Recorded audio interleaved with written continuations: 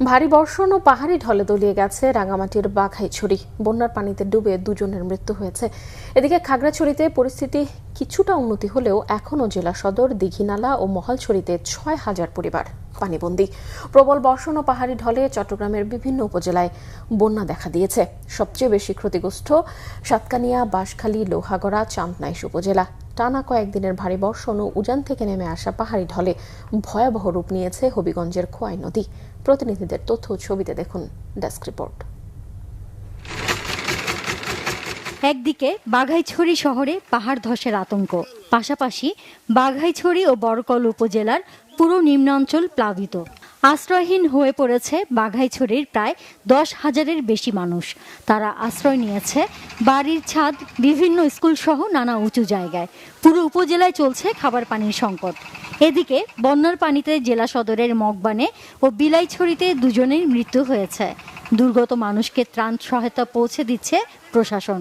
পাহাড় ধসের ঝুঁকি বেড়ে যাওয়ায় রাঙামাটির বিভিন্ন ঝুঁকিপূর্ণ এলাকা থেকে বাসিন্দাদের নিরাপদ আশ্রয় কেন্দ্রে সরিয়ে নেওয়া হচ্ছে।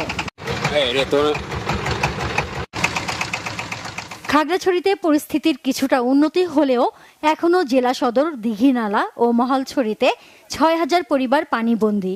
আশ্রয় কেন্দ্রে উঠেছে ২,০০০ মানুষ।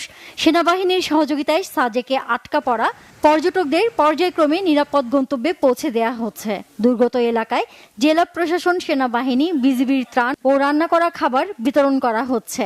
এদিকে টানা বৃষ্টিতে সৃষ্ট বন্যা ও পাহাড় ধসে সড়ক যোগাযোগ বিচ্ছিন্ন হওয়ায় সাজেকে আটকে পড়া আরও ৪২১ পর্যটক সাজেক ছেড়েছে। বাসা বাড়িতে পানি উঠছে, এই জন্য বউ ছেলে মেয়ে ফ্যামিলি নিয়ে আশ্রয় কেন্দ্রে উঠছি। গরু বাছুর অন্য জায়গায় মানুষ এখানে আসে আর কি। লাভ দিয়ে উঠতে বসি ছেলের বাপের ডাক দিছি, বাচ্চারে ডাক দিছি, ডাকি এটারে ওই একটা ফাঁক খুলি তো ওই পাশে বসিয়েছিলাম। এখন এত রাইতে ঘন বৃষ্টি, কোথায় যাবো? প্রবল বর্ষণ ও পাহাড়ি ঢলে চট্টগ্রামের বিভিন্ন উপজেলায় বন্যা দেখা দিয়েছে।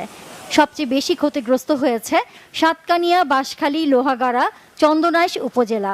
এর মধ্যে সাতকানিয়া ও বাঁশখালী উপজেলায় প্রায় ৫০% এলাকা পানির নিচে তলিয়ে গেছে। পানিবন্দী হয়ে পড়েছে লাখো মানুষ। একই সাথে কৃষির ব্যাপক ক্ষয়ক্ষতি হয়েছে। উপজেলা স্বাস্থ্য কমপ্লেক্স, সাতকানিয়া আদালত, অতিরিক্ত পুলিশ সুপারের কার্যালয়, পৌরসভা ও থানায় বন্যার পানি ঢুকেছে। বিপদসীমার উপর দিয়ে প্রবাহিত হচ্ছে সাঙ্গু ও ডলু নদীর পানি। বন্যার কারণে উপজেলার সকল শিক্ষা প্রতিষ্ঠান বন্ধ রয়েছে। ডলু নদী দিয়ে উজান থেকে নেমে আসা পাহাড়ি ঢলের স্রোতের তোড়ে পৌরসভার রামপুর এলাকায় কয়েক শত ফুট বাঁধ ভেঙে গেছে। বন্যা কবলিত এলাকার সব রাস্তাঘাট এখন পানির নিচে। একই অবস্থা বাঁশখালী উপজেলাতেও। পানির কারণে এখানে অনেক কাঁচা ঘরবাড়ি ধসে পড়েছে। পানিবন্দী হয়ে পড়েছে মানুষ। চন্দনাইশী উপজেলার 2টি পৌরসভা ও 8টি ইউনিয়নের নিম্নাঞ্চল ডুবে অন্তত 20,000 মানুষ পানিবন্দী হয়ে পড়েছে। পাহাড়ি ঢলের পানিতে শঙ্খ নদীর পানি বিপদসীমা অতিক্রম করে উপজেলার বিভিন্ন অংশে লোকালয়ে পানি প্রবেশ করেছে।